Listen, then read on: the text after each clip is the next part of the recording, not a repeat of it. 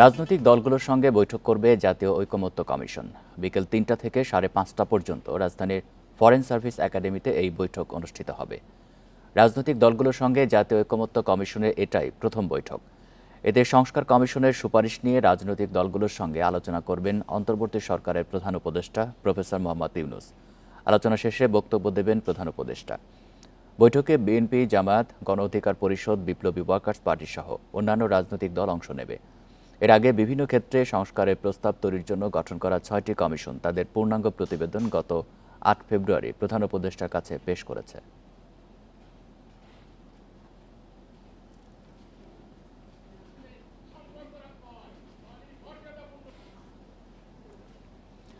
গণ অভ্যুত্থানের মুখে দেশ ত্যাগ করা শেখ হাসিনাকে ফিরিয়ে এনে বিচার করা হবে বলে জানিয়েছেন প্রধান উপদেষ্টা। বৃহস্পতিবার আমিরাত ভিত্তিক সংবাদ মাধ্যম দ্য ন্যাশনালকে দেয়া সাক্ষাৎকারে একথা জানান তিনি। বলেন, শেখ হাসিনা এবং তার শীর্ষ কর্মকর্তাদের খুঁজে বের করে দেশে ফিরিয়ে আনা হবে, যাতে তারা আইন অনুযায়ী শাস্তি পান। ছাত্র জনতার তীব্র আন্দোলনে গত ৫ আগস্ট ভারতে পালিয়ে যান সাবেক প্রধানমন্ত্রী শেখ হাসিনা। এরপর দায়িত্ব নেয় অন্তর্বর্তী সরকার। সাক্ষাৎকারে ডক্টর ইউনূস বলেন, শেখ হাসিনাকে ফেরাতে ভারতকে চিঠি দেওয়া হয়েছে। জাতিসংঘের মানবাধিকার কমিশনের প্রতিবেদন ছাড়াও তার বিরুদ্ধে অনেক প্রমাণ সরকারের কাছে রয়েছে। প্রধান উপদেষ্টা আরও বলেন, শেখ হাসিনাকে বিচারের আওতায় না আনলে জনগণ অন্তর্বর্তী সরকারকে ক্ষমা করবে না। রাজনৈতিক শক্তিকে অবজ্ঞা করলে দেশে চরমপন্থা তৈরি হতে পারে বলে শঙ্কা প্রকাশ করেছেন বিএনপির সিনিয়র যুগ্ম মহাসচিব রুহুল কবির রিজভী। এদিকে অন্তর্বর্তী সরকারের দেয়া সময়ে নির্বাচনের জন্য বিএনপি প্রস্তুত বলে মন্তব্য করেছেন বিএনপির স্থায়ী কমিটির সদস্য মির্জা আব্বাস। শুক্রবার রাজধানীর নয়াপল্টনে বিএনপির কেন্দ্রীয় কার্যালয়ে আলাদা অনুষ্ঠানে এসব মন্তব্য করেন দুই নেতা। শবে বরাত উপলক্ষে শুক্রবার দুপুরে নয়াপল্টনে দলের কেন্দ্রীয় কার্যালয়ের নিচে মিলাদ মাহফিলের আয়োজন করে বিএনপি। সেখানে দলের সিনিয়র যুগ্ম মহাসচিব রুহুল কবির রিজভী বলেন, সংস্কার প্রয়োজন, তবে গণতন্ত্রকে প্রাতিষ্ঠানিক রূপ দিতে দ্রুত সময়ে তা শেষ করে নির্বাচন দেওয়ার আহ্বান জানান তিনি। যদি আপনারা রাজনৈতিক শক্তিকে যদি খাটো করেন, রাজনৈতিক শক্তিকে যদি অবজ্ঞা করেন, তাহলে আপনার চরমপন্থা শুধু বাম দিক দিয়ে আসে না, ডান দিক দিয়েও আসে। এটা মাথার মধ্যে দিয়ে মাথায় রাখতে হবে। এদিকে ঢাকা মহানগর দক্ষিণ বিএনপির প্রাথমিক সদস্যপদ নবায়ন কার্যক্রমের উদ্বোধনী অনুষ্ঠানে দলের স্থায়ী কমিটির সদস্য মির্জা আব্বাস বলেন, অন্তর্বর্তী সরকারের দেয়া সময়ে নির্বাচনের জন্য বিএনপি প্রস্তুত। এই সরকারকে বিভ্রান্ত করার জন্য বিভিন্ন রাজনৈতিক দল বিভিন্নভাবে নির্বাচন নিয়ে বিভিন্ন কথা বলছেন। এই সরকারকে অস্বস্তিকর অবস্থায় ফেলে দিচ্ছেন। আমরা এই সরকারকে বলতে চাই, আপনারা ডিসেম্বরের ঘোষণা দিয়েছেন, ডিসেম্বরে নির্বাচন দিন। আমরা সকল সময় নির্বাচনের জন্য প্রস্তুত। এ সময় ষড়যন্ত্রের পথ ছেড়ে সুষ্ঠু নির্বাচনের স্বার্থে অন্তর্বর্তী সরকারকে সহযোগিতার জন্য সবার প্রতি আহ্বান জানান মির্জা আব্বাস। একটি বিব্রতকর অবস্থায় ফেলে দিতে চেষ্টা করছে। Jahanara Parvin, Independent News, Dhaka. জামাতে নিবন্ধনের জন্য এখনও আদালতে লড়াই করতে হচ্ছে, যা দেশের জন্য লজ্জাজনক বলে মন্তব্য করেছেন জামাতের আমির ডাক্তার শফিকুর রহমান। শুক্রবার বিকেলে নরসিংদীর সাটিরপাড়া কালীকুমার ইনস্টিটিউট মাঠে জনসভায় কথা বলেন তিনি। জামাতের আমির বলেন, ফ্যাসিবাদের বিরুদ্ধে মাথা নত না করার অপরাধে জামাতে ইসলামের নিবন্ধন ও প্রতীক বাতিল করেছে বিগত সরকার। এখনও তা ফেরত দেওয়া হয়নি। নির্বাচনে পেশি শক্তি আর কালো টাকার খেলা চলবে না জানিয়ে শফিকুর রহমান বলেন, জনগণের অধিকার প্রতিষ্ঠার জন্য ভোটার তালিকা সংশোধন করতে হবে। যারা ভুয়া ভোটার তাদের বাদ দিতে হবে।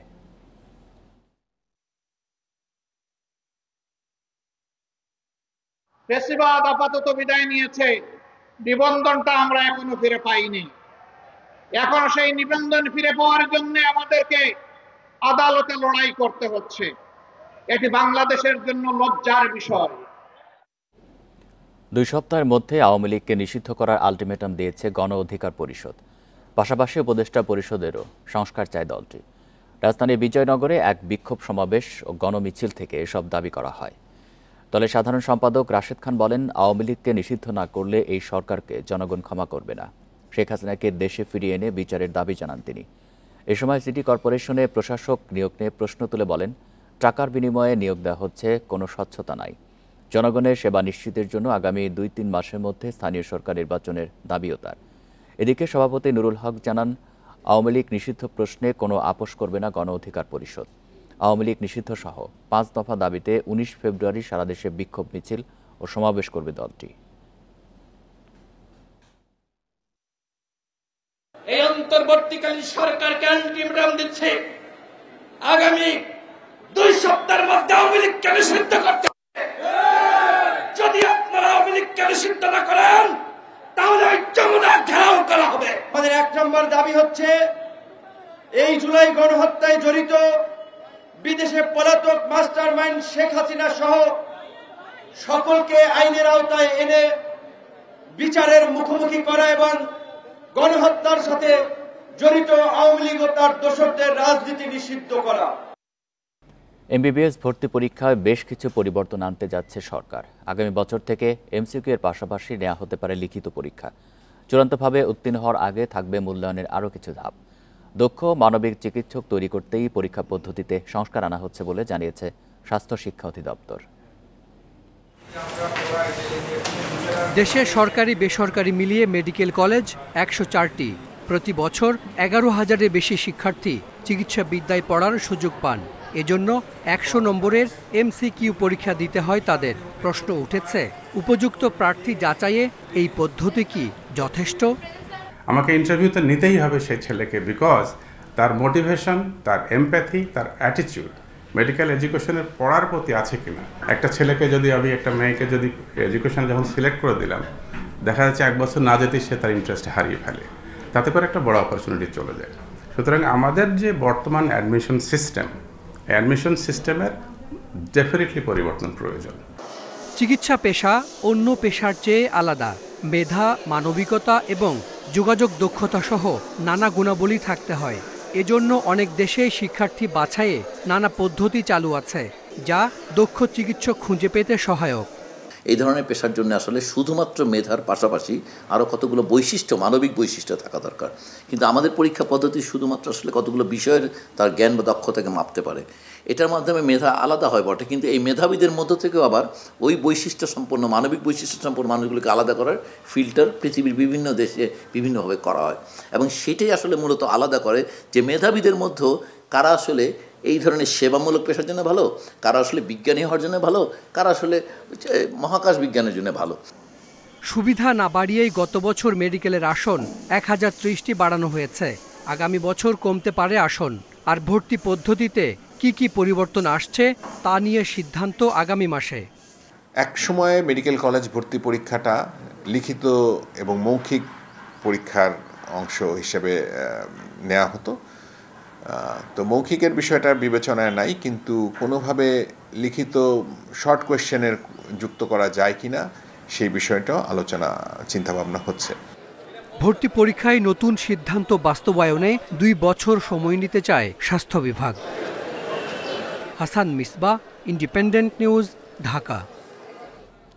নারায়ণগঞ্জের রূপগঞ্জে গ্যাস নেওয়ার সময় প্রাইভেট কারে আগুন লেগে এক শিশুর মৃত্যু হয়েছে। শুক্রবার বিকেলে ঢাকা সিলেট মহাসড়কের কর্ণগোপ এলাকায় রংধনু সিএনজি ফিলিং স্টেশনে এই দুর্ঘটনা ঘটে। নিহতের স্বজনরা জানান, বিকালে নিজ বাড়ি রূপসী থেকে শিশু জিহান ও তার মা মামার সঙ্গে প্রাইভেট কারে করে খালার বাড়ি যাচ্ছিলেন। পথে রংধনু ফিলিং স্টেশনের প্রাইভেট কারে গ্যাস নেওয়ার সময় হঠাৎ গাড়িতে আগুন ধরে যায়। এতে গাড়ির ভেতরে থাকা শিশু জিহান পুড়ে ঘটনাস্থলে মারা যায়। এদিকে আগুনে মৃত্যুর খবর ছড়িয়ে পড়লে স্বজনরা ফিলিং স্টেশনে ভাঙচুর চালায়। এ সময় পালিয়ে যায় ফিলিং স্টেশনে থাকা কর্মচারীরা।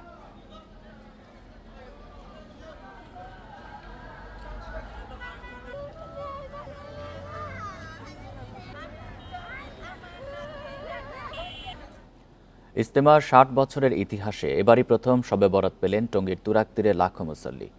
এজন্য মুসল্লিদের মাঝে ছিল ইবাদত বন্দিগির বাড়তি উৎসাহ। আল্লাহর ক্ষমার আশায় ইজতেমা ময়দানে আসেন বহু সাধারণ মানুষ, মশগুল থাকেন নফল ইবাদতে। নফল নামাজ, কোরআন তিলাওয়াত, জিকির আসগারের মাধ্যমে আল্লাহর কাছে ক্ষমা চাওয়ার ভালো সময়। অনুতপ্ত হৃদয়ের মুক্তির রাত, পবিত্র শবে বরাত। এবারই প্রথম পবিত্র এ রাত পড়েছে বিশ্ব ইজতেমার মাঝে। দেশ বিদেশের লাখো মুসল্লি মশগুল থাকেন ইবাদত বন্দিগিতে। সমস্ত মুসলমানদেরকে যেন আল্লাহ মাফ করে দেয়, সারা বিশ্বে যেন আল্লাহ শান্তি সমৃদ্ধি দেয়, বাংলাদেশকে যেন শান্তি দেয়। কৃতকর্মের গুনাহ অপরাধকে আল্লাহর কাছে চাবো, মাপ চাবো। শবে বরাতে মুসলমানরা ভুল ভ্রান্তি ও পাপের জন্য অনুশোচনা করেন আল্লাহর দরবারে, দোয়া করেন মৃত স্বজনের জন্য। শবে বরাতের রাত্র পবিত্র রাত্র আর হচ্ছে ইস্তেমার ময়দান, দুইটা মিলিয়া সাথীরা অনেক ভালো উপভোগ করতেছে, আল্লাহ রাস্তায় কাটাইতেছে। এটা বহু বড় এক নিয়ামত। দোয়া করতেছি যেন সবার কামনা যেন আশা পূরণ হয়। আয়োজক কমিটি বলছে, ইজতেমায় আগতদের পাশাপাশি দূর দূরান্ত থেকে সাধারণ মুসল্লিরাও শবে বরাত উপলক্ষে তুরাগ তীরে হাজির হন। আল্লাহ পাকের রাস্তার মেহমান থাকা অবস্থায় আমরা শবে বরাতের মতো এক বরকতময় রাত্র এই ইস্তেমার ময়দানে লক্ষ লক্ষ দেশি বিদেশি মেহমানদের সাথে উদযাপন করতে পারছি। এটা আল্লাহ তাআলার এক অশেষ মেহেরবানি আমাদের প্রতি। গেল 60 বছর ধরে ইজতেমা হচ্ছে টঙ্গীর তুরাগ তীরে। এবারই প্রথম শবে বরাত পেলেন মুসল্লিরা। শবে বরাতের রাতকে বলা হয় ভাগ্য ও মুক্তির রজনী। বর্ণিত আছে, সূর্যাস্ত থেকে সূর্যোদয় পর্যন্ত বিস্তৃত থাকে শবে বরাতের ফজিলত। তাই তো রাতভর স্রষ্টার কাছে বান্দার ফরিয়াদ ছিল অতীতের পাপমোচন আর ঈমান আমলের সাথে আগামী দিনের পথ চলা। Adilur Rahman, independent news, Tongi, Gazipur. আল্লাহর সন্তুষ্টি আর ক্ষমার আশায় শবে বরাতে ধর্মপ্রাণ মুসলমানদের ইবাদত বন্দেগী। শুক্রবার সন্ধ্যার পর থেকে বাইতুল মোকাররম সহ বিভিন্ন মসজিদে চলে ধর্মীয় আলোচনা। আয়োজন করা হয় ওয়াজ মাহফিল। জাতীয় মসজিদের আয়োজনে অংশ নিয়ে শবে বরাতে সঠিকভাবে আমলের আহ্বান জানান ধর্ম উপদেষ্টা। শবে বরাত অর্থাৎ নাজাত বা মুক্তির রাত। হাদিসে আছে, এ রাতে আল্লাহ বান্দার প্রতি বিশেষ মনোযোগ দেন। শিরক ও হিংসা বিদ্বেষ পোষণকারী ছাড়া সব ক্ষমাপ্রার্থী মুমিনকে ক্ষমা করেন। মুসলমানদের কাছে তাই এ রাতের গুরুত্ব বেশি। শবে বরাত ঘিরে বাইতুল মোকাররমে আয়োজন করা হয় ওয়াজ মাহফিল, যেখানে প্রধান বক্তা ছিলেন ধর্ম উপদেষ্টা। মুসল্লিদের সঠিকভাবে আমল করার পরামর্শ দেন তিনি। ফরজ ইবাদতের পাশাপাশি রাত জেগে নফল নামাজ, কোরআন তিলাওয়াত, কবর জিয়ারত আর দানের আহ্বান তার। আমার সন্তানদের কপাল আল্লাহ তাআলা লিখেছেন, ওমা মিন দাব্বাতিন ফিল আরদ ইল্লা আলাল্লাহি রিজকুহা, প্রতিটি মানুষের রিজিক বরাদ্দ। আমার নাতি যেটা আসছে দুনিয়ায়, তার রিজিক আল্লাহ বরাদ্দ করে রেখেছেন। হতে পারে আমার কপালের চাইতে তার কপাল আরো উচ্চ, কিন্তু আমাদের দেশে সুযোগ পাইলে আগারটাও খায়, তলাটাও কুড়ে। শুক্রবার এশার নামাজে আশেপাশের এলাকার পাশাপাশি দূরের বহু মুসল্লি যোগ দেন। দোয়া করা হয় দেশ ও জাতির জন্য।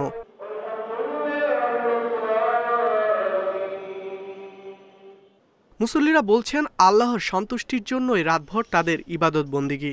আল্লাহ তাআলা যেন আমাদের জীবনের সমস্ত গুনাহ খাতাগুলো মাফ করে দেয় এবং যত আত্মীয় স্বজন যারা কবরে চলে গেছে, আল্লাহ তাআলা যেন এই দিনের ওসিলা করে তাদের সমস্ত গুনাহ খাতাগুলো মাফ করে। শবে বরাতের অন্তত ইশারের ফরজ নামাজটা এখানে পড়তে আসি আর কি। বাংলাদেশের মুসলিম জনগোষ্ঠী, বাংলাদেশের ব্যবস্থা যেন উন্নত হয়, বর্তমান প্রেক্ষাপট থেকে উত্তরণ হয়, সেটা চাচ্ছি। যতটুকু বাড়ি থাকবে পারে বাসায় গিয়ে যতটুকু সম্ভব ইনশাআল্লাহ চেষ্টা করবো। আল্লাহর মাখলুক হিন্দু, বৌদ্ধ, খ্রিস্টান সকল ধর্মের মানুষ যেন সুখে শান্তিতে থাকে।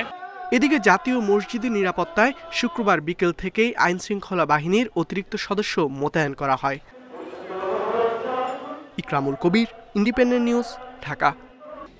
ভিসা সহ নানা জটিলতায় বেনাপোল বন্দর দিয়ে কমেছে পণ্য রপ্তানি। এতে ব্যবসায়ীদের ক্ষতির পাশাপাশি রাজস্ব হারাচ্ছে সরকার।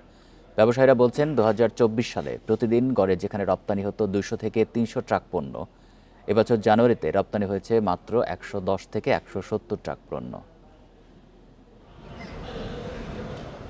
ভারতের সঙ্গে বাংলাদেশের পণ্য আমদানি রপ্তানির বেশিরভাগই হয় বেনাপোল বন্দর দিয়ে।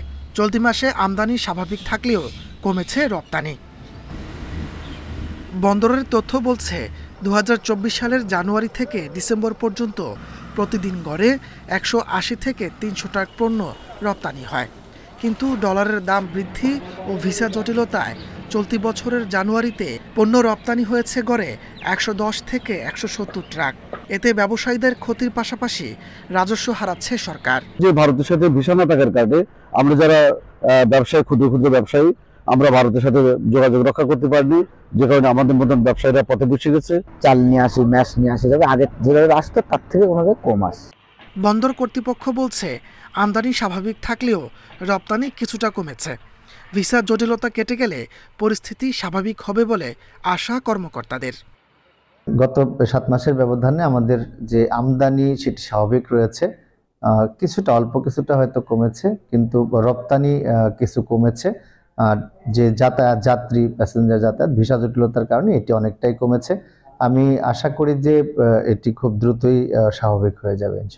গেল বছর এই বন্দর দিয়ে পাট, চামড়া, মাছ, ঝুট কাপড় ও গার্মেন্টস পণ্য রপ্তানি হয়েছে 4,59,000 টন। আর চলতি বছরের জানুয়ারিতে রপ্তানি 27,300 টন। Independent news. আগামী মাস থেকে শুরু হতে যাচ্ছে চট্টগ্রামের কুমিরা সন্দ্বীপ রুটে ফেরি চলাচল। প্রথমবারের মতো এই সার্ভিস চালুর মাধ্যমে সন্দ্বীপ যাতায়াতে যুগান্তকারী পরিবর্তন হতে চলেছে বলে মনে করছে নৌ পরিবহন মন্ত্রণালয়। তবে বিশেষজ্ঞরা বলছেন, সমুদ্রে চলাচলে যথাযথ নিরাপত্তা ও আগাম সমীক্ষা প্রয়োজন। বঙ্গোপসাগরের সন্দ্বীপ চ্যানেল অনেকটা ঝুঁকি নিয়েই ট্রলারে পাড়ি দেন দ্বীপের মানুষ। 4 লাখ জনসংখ্যার দ্বীপটিতে যাতায়াতে এর বাইরে আর কোনো রুট নেই। এই ভ্রমণ নিরাপদ ও সহজ করতে ফেরি সার্ভিস শুরুর উদ্যোগ নিয়েছে সরকার। এজন্য সন্দ্বীপ ও সীতাকুণ্ডের কুমিরায় ফেরির জন্য অবকাঠামো তৈরির কাজ চলছে। এছাড়া সুযোগ সুবিধা বাড়ানো ও জনবল নিয়োগও শুরু করেছে নৌ পরিবহন মন্ত্রণালয়। মার্চে এই সার্ভিস শুরু করতে চায় কর্তৃপক্ষ। প্রাথমিকভাবে পুরনো ফেরি দিয়ে শুরু হবে চলাচল। পরে এই রুটের জন্য বিশেষভাবে ফেরি তৈরির পরিকল্পনা রয়েছে। আমাদের কাছে বর্তমানে যে ফেরিগুলো আছে, 6টা ফেরি আছে, আমরা চেষ্টা করব মানে সেই ফেরি সেখান থেকে একটা ফেরি দিয়ে চালানোর জন্য একদম নিরাপত্তামূলক ফাইনাল যেটা, সেটা আমরা আশা করছি অগাস্ট সেপ্টেম্বর, এই বছর অগাস্ট সেপ্টেম্বর আমরা পেয়ে যাব। বিশেষজ্ঞরা বলছেন, প্রায় 17 কিলোমিটার চ্যানেলে ফেরি চালানোর আগে যথাযথ সমীক্ষা জরুরি। বর্ষায় উত্তাল নৌপথে আদৌ এ সার্ভিস দেওয়া সম্ভব কিনা তা নিয়েও রয়েছে সংশয়। ক্লাসিফাইড বিভিন্ন কোম্পানি আছে, বিভি সার্টিফিকেট লাগে আর কি, তো ওই সার্টিফিকেট সহকারে ফেরি এই মুহূর্তে টিসির কাছে নেই বলে আমি জানি। তো এখন হয়তো আমরা টেম্পোরারি ঘাট যেহেতু আমরা নির্মাণ করেছি, টেম্পোরারি আমরা কিছু ফেরি ইনল্যান্ড রুটে যেগুলো চলাচল করে সেগুলোকে নিয়ে আসবো, কিন্তু নিরাপত্তার বিষয়টা আমাদের খেয়াল রাখতে হবে। নিরাপত্তা যদি নিশ্চিত করতে না পারি সেই ক্ষেত্রে ফেরি চলাচল করে। এদিকে ফেরি চালুর ঘোষণায় খুশি 2 তীরের মানুষ। তবে ঘাটগুলো জোয়ার ভাটা হিসেবে তৈরি করার দাবি তাদের। আমাদেরকে মনে করেন ওই জেটি বানাইতে ভালো করি, এই সাইডে ওই সাইডে, তাইলে আমরা একটু সুবিধা পাবো আর কি। উন্নত মানের জেটি, যে জেটিগুলো আপনার জোয়ারের সময় বেশি যখন টাইট হয় তখন এটা টিকতে পারবে। আমি ইয়াং, তো আমি পানিতে নামতে পারবো, বাকিরা তো নামতে পারবো না আমার মা বাবা। তা আমি চাই যে দ্বীপাশে পারমানেন্টলি কোনো একটা ব্যবস্থা করা হোক। এতদিন সন্দ্বীপে যাত্রী পারাপারের ঘাটগুলো জেলা পরিষদের আওতাধীন ছিল। বুধবার এসব ঘাটের দায়িত্ব নেয় নৌ পরিবহন মন্ত্রণালয়। Independent news. দেশের জনগণের ঘাড়ে এখন 20 লাখ কোটি টাকার বেশি ঋণ, যার 18 লাখ কোটি রেখে গেছে পতিত শেখ হাসিনা সরকার। 15 বছরে ঋণ বেড়েছে 6.5 গুণ। এই ঋণে ডুবিয়ে উন্নয়নের গল্প বানাতেন শেখ হাসিনা, যা পরিশোধে চাপ বাড়ছে অন্তর্বর্তী সরকারের ওপর। বিশ্লেষকরা বলছেন, পতিত সরকারের যথাযথ ঋণ ব্যবস্থাপনা না থাকায় দেশীয় উৎস থেকে বেশি ঋণ নেওয়া হয়েছে, আবার বিদেশি ঋণ নেওয়া হয়েছে বাছবিচারহীনভাবে। গত বছরের সেপ্টেম্বর শেষে সরকারের ঋণের পরিমাণ 20 লাখ কোটি টাকা ছাড়িয়েছে। এর মধ্যে বিদেশি ঋণ ছিল 10,13,000 কোটি টাকা, বাকিটা অভ্যন্তরীণ ঋণ। ব্যয় মেটাতে অভ্যন্তরীণ ও বিদেশি উৎস থেকে ক্রমাগত ঋণ করেছে পতিত শেখ হাসিনা সরকার। আবার এ ঋণের অর্থ থেকে দুর্নীতি ও অর্থ পাচারও হয়েছে। অর্থ মন্ত্রণালয়ের তথ্য মতে 2009 সালের 6 জানুয়ারি আওয়ামী লীগ যখন সরকারের দায়িত্ব নেয়, তখন দেশি বিদেশি ঋণের স্থিতি ছিল 2,76,000 কোটি টাকা। 2023-24 অর্থ বছর শেষে শেখ হাসিনা জাতির কাঁধে রেখে যায় 18,32,000 কোটি টাকার ঋণের বোঝা। এর মধ্যে অভ্যন্তরীণ ঋণ ছিল 10,20,000 কোটি টাকা। মানে 15,60,000 কোটি টাকা এই কয়েক বছরে উনি ঋণ করেছেন, এবং শেষের 3 বছরে সেই বিভিন্ন সাপ্লায়ার্স ক্রেডিট প্রকল্পের নামে, বড় বড় প্রকল্পের নামে প্রচণ্ডভাবে ঋণ নিয়ে মানে ঋণকে $100 বিলিয়ন পার করে দিয়েছে। অতএব এই যে একটা ঋণের সাগরে ডুবিয়ে খামখেয়ালি কতগুলো মেগা প্রকল্পের মাধ্যমে যে উন্নয়নের গল্প রচনা করেছেন। অর্থনীতিবিদরা বলছেন, গত ৫ আগস্ট পালিয়ে যাওয়ার আগে হাসিনা প্রতি বছর মাথা পিছু জিডিপির উচ্চ প্রবৃদ্ধি দেখিয়েছেন, যাকে জনগণের সঙ্গে বড় ধরনের প্রতারণা বলে মনে করেন তারা। হাসিনার শাসনামলে নেওয়া হয় একের পর এক মেগা প্রকল্প। প্রতিটি মেগা প্রকল্পে প্রকৃত ব্যয়ের ৩-৪ গুণ বেশি ব্যয় দেখানোর মাধ্যমে আত্মসাৎ করা হয় লাখ লাখ কোটি টাকা। অর্থগুলো আত্মসাৎ করে বিদেশে নেওয়া হয়েছে, তার বিরুদ্ধে অন্তত ব্যাংকিং সেক্টর যাতে কলাপস না করে, একটা মেলডাউনের সৃষ্টি না হয়, সেজন্য বর্তমান সরকার চেষ্টা করে যাচ্ছে। বর্তমান যে বাংলাদেশ ব্যাংকের গভর্নর, তিনি খুব সাহসী পদক্ষেপ নিয়ে মোটামুটি ব্যাংকিং সেক্টরে একটা স্বস্তির আবহাওয়া ফিরিয়ে এনেছেন, কিন্তু অর্থনীতিতে প্রবৃদ্ধি অনেক কমে যাবে। বিশাল অঙ্কের ঋণের স্থিতি পরিশোধের দায় মেটাতে কমপক্ষে আগামী ১ দশক দেশের অর্থনীতি বিপর্যয়কর পরিস্থিতিতে ডুবে থাকবে বলে আশঙ্কা বিশ্লেষকদের। ইফাত আরা, ইন্ডিপেন্ডেন্ট নিউজ। নওগাঁ, রাজশাহী, মেহেরপুর সহ বিভিন্ন জেলায় এবার আমের ভালো ফলনের আশা, কারণ আবহাওয়া ভালো থাকায় ঠিক সময়ে পর্যাপ্ত মুকুল এসেছে বাগানে। এখন কৃষকের বড় চ্যালেঞ্জ এসব মুকুল টিকিয়ে রাখা। এজন্য ছত্রাকনাশক ছিটানো সহ নানা পরিচর্যায় ব্যস্ততা বেড়েছে বাগানগুলোয়। নওগাঁর প্রায় সব বাগান এখন আমের মুকুলের গন্ধে মাতোয়ারা। আবহাওয়া স্বাভাবিক থাকায় এবছর ঠিক সময়ে এসেছে মুকুল। এগুলোর বেশিরভাগই টিকিয়ে রাখতে চান বাগান মালিকরা, এজন্য পরিচর্যাও শুরু হয়ে গেছে। ব্যবহার করা হচ্ছে পরিচর্যার নানা পদ্ধতি। আগাছা থাকলে হয় কি, বিভিন্ন পোকামাকড় সেখানে দানা বাঁধে, এটা ওই পরবর্তীতে আমের মুকুলে বা আমে বিস্তার ঘটায়। এই জন্য আমরা মোটামুটি আগাছা দমন করে থাকি। আগস্ট মাসে আমরা গাছের গোড়াতে সর্বপ্রথম খাদ্য প্রয়োগ করি, তারপরে মুকুল আসার আগে আমরা পর্যায়ক্রমে 3 বার বিষ প্রয়োগ করি। এবার নওগাঁ জুড়ে 30,300 হেক্টর জমিতে আমের বাগান করা হয়েছে, যা গত বছরের চেয়ে 300 হেক্টর বেশি। জেলায় এবছর উৎপাদন লক্ষ্যমাত্রা 4 লাখ টন। মুকুল সংরক্ষণে এবং আমের মুকুল ম্যানেজমেন্টে প্রয়োজনীয় কারিগরি সহযোগিতা, সার ম্যানেজমেন্ট থেকে শুরু করে কীটনাশক ম্যানেজমেন্ট, বিভিন্ন বিষয়ে আমরা কৃষকদের পাশে থেকে প্রয়োজনীয় পরামর্শ দিচ্ছি। ঠান্ডা ও কুয়াশা থেকে মুকুল বাঁচাতে গাছের বাড়তি যত্ন নিচ্ছেন রাজশাহীর আম চাষিরা।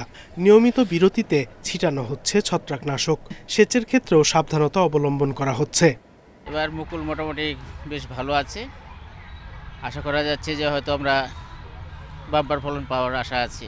মুকুলটা খেয়ে নষ্ট করে দেয় পোকাতে, এর লেগে আমরা স্প্রে করছি, স্প্রে করে পোকাটা যেন দূর হয়ে যায়। এখন পর্যন্ত আবহাওয়া অনেকটা অনুকূলে রয়েছে। এইরকম আবহাওয়া যদি বিরাজ করে তাহলে আমার মনে হয় যে 80% অন্তত 70 থেকে 80% মুকুল আসার কথাই বছর, এবং সে অনুযায়ী মুকুলও কিন্তু অনেকটা আসছে, বেশ কিছু গাছে আসছে এবং কিছু গাছে এখনও আসতেছে। মেহেরপুরে মাঘের প্রথম থেকেই আমের মুকুল আসা শুরু করে। দুর্যোগের কবলে না পড়লে এবার ভালো ফলনের আশা বাগান মালিকদের। Sadequr Rahman Siddiqui, independent news. মাহারা হাতির বাচ্চাটি বড় হচ্ছে ডুলাহাজরা সাফারি পার্কে। নিয়ম করে দেয়া হচ্ছে খাবার। গেল 5 জানুয়ারি টেকনাফের ভয়ক্ষণ হরিণখোলায় বুড়াবনিয়া বনাঞ্চলে সন্তান জন্ম দিতে গিয়ে মারা যায় মা হাতি। বাচ্চাটি বেড়ে উঠছে খোলা পরিবেশে।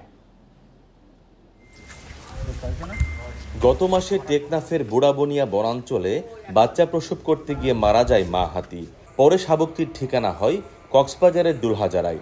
সাফারি পার্কের কর্মীরা পরিচর্যা করছেন শাবকটির। জন্মের পর থেকে বেশ সুস্থ থাকলেও পরে কয়েক দফায় ডায়রিয়া আক্রান্ত হয় হাতির বাচ্চাটি। চিকিৎসকরা নিবিড় পর্যবেক্ষণে রেখে অসুস্থ শাবকটিকে সুস্থ করে তোলার চেষ্টা করে যাচ্ছেন। আমরা প্রতিদিনই হাতির বাচ্চার পায়খানা চেক করে দেখি যাতে কোনো ধরনের অ্যাবনর্মালিটিস আসে কিনা। আলহামদুলিল্লাহ এখন মোটামুটি ঠিক আছে, আগের চেয়ে চঞ্চলতাও বাড়ছে। দেশের বিভিন্ন স্থান থেকে ডুলহাজারা সাফারি পার্কে এই পর্যন্ত 3টি হাতির শাবক আনা হয়েছে। এদের মধ্যে 3 মাস বয়সে আনা যমুনার বয়স এখন 4, 1.5 মাস বয়সে আনা বীর বাহাদুর পা দিয়েছে 1.5 বছরে, আর গত মাসে আনা নতুন শাবকটির বয়স প্রায় 1.5 মাস। সদ্য যেটা নিয়ে আসা হলো সেটা আমাদের জন্য একটা চ্যালেঞ্জ। হাতিগুলিকে, অনাথ হাতিগুলিকে আসলে বড় করা আমাদের জন্য একটা চ্যালেঞ্জ। আমরা আশা করি হাতিগুলিকে সুস্থভাবে বড় করতে পারবো। এর আগে 2022-এর নভেম্বরে 48 ঘন্টার ব্যবধানে মারা যায় রংবালা ও সৈকত বাহাদুর নামে 2 হাতি। এছাড়া গত বছর 15 অক্টোবর ট্রেনের ধাক্কায় আহত হওয়া আরও এক হাতির চিকিৎসাধীন অবস্থায় মৃত্যু হয়। তৌফিকুল ইসলাম, ইন্ডিপেন্ডেন্ট নিউজ, কক্সবাজার। অমর একুশে বইমেলাতেও বসন্তের ছোঁয়া। তরুণ তরুণী থেকে শুরু করে অধিকাংশের পরনেই ছিল বাসন্তী রঙের পোশাক। ছুটির দিনে ফাল্গুনে ঘিরে মেলা ছিল প্রাণবন্ত। মেলায় ব্যাপক ভিড় থাকলে বিক্রি হয়েছে কম, দাবি প্রকাশনা প্রতিষ্ঠানগুলোর। অমর একুশে বইমেলাতেও লেগেছে বসন্তের ছোঁয়া। রং বেরঙের শাড়ি, মাথায় খোপায় ফুল আর হাতে রঙিন চুড়ি পরে মেলায় আসেন তরুণীরা। পাঞ্জাবি ফতুয়া পরে সেজেছে তরুণরাও। তাদের পদচারণায় মুখর হয়ে ওঠে মেলা প্রাঙ্গণ। ছুটির দিনে যুক্ত হয়েছে পয়লা ফাল্গুন ও ভালোবাসা দিবস। এ উপলক্ষে বেলা গড়াতেই মেলায় বাড়ে ভিড়। শিশু থেকে শুরু করে বিভিন্ন বয়সী মানুষের প্রাণময় উচ্ছল পরিস্থিতি। সব মিলিয়ে খুবই ভালো লাগছে। আর বইমেলায় আসতে তো সবসময় ভালো লাগে। বইমেলার মাস মানে আনন্দের মাস।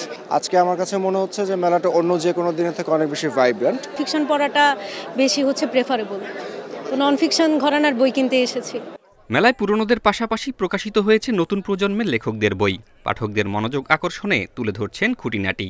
বইমেলা হচ্ছে লেখক, কবি এবং জনসাধারণকে একত্রিতকরণ। বইমেলায় আমার এটি পঞ্চম কাব্যগ্রন্থ সাঁতার ঐতিহ্য থেকে প্রকাশিত হয়েছে। টানটান উত্তেজনাকর একটা গল্প আছে, প্রেম আছে, ভালোবাসা আছে। গত 16 বছর একটা শাসন ব্যবস্থাকে কবিতার মাধ্যমে, কাব্যের ছন্দে আমি প্রকাশ করতে চেয়েছি। প্রকাশকরাও অপেক্ষায় থাকেন এমন উৎসব মুখর দিনের। বিশেষ দিন মানেই ভালো বিক্রি। তাদের দাবি, মেলায় লোক সমাগম বেশি হলেও ক্রেতা কম। মেলায় প্রচুর লোক সমাগম ঠিক আছে, কিন্তু বই ক্রেতা খুব কম। অর্থাৎ টিনেজাররা বেশি, তারা বই পড়ো না কিনে। আর আমাদের বইয়ের মধ্যে আপনার সেলিব্রিটিদের অনেকগুলো বই বেরিয়েছে। বিশ্ব ভালোবাসা দিবস, তারপরে বসন্ত উৎসবে বইমেলায় অন্তত পক্ষে অন্যরকম একটা ইমেজ থাকে প্রতি বছর আমি যেটা দেখতাম, কিন্তু এই বছর ওই ইমেজটা পাইনি। 14তম দিনে মেলায় নতুন বই এসেছে 250টি। এ পর্যন্ত বইমেলায় সর্বমোট প্রকাশিত বইয়ের সংখ্যা 1252টি। জাহিদুল ইসলাম, ইন্ডিপেন্ডেন্ট নিউজ, ঢাকা। এই ছিল এখনকার সংবাদে। ইন্ডিপেন্ডেন্ট টেলিভিশনের সব খবরের আরো বিস্তারিত জানতে চোখ রাখুন ফেসবুক, ইউটিউব এবং এক্সে। ধন্যবাদ সবাইকে।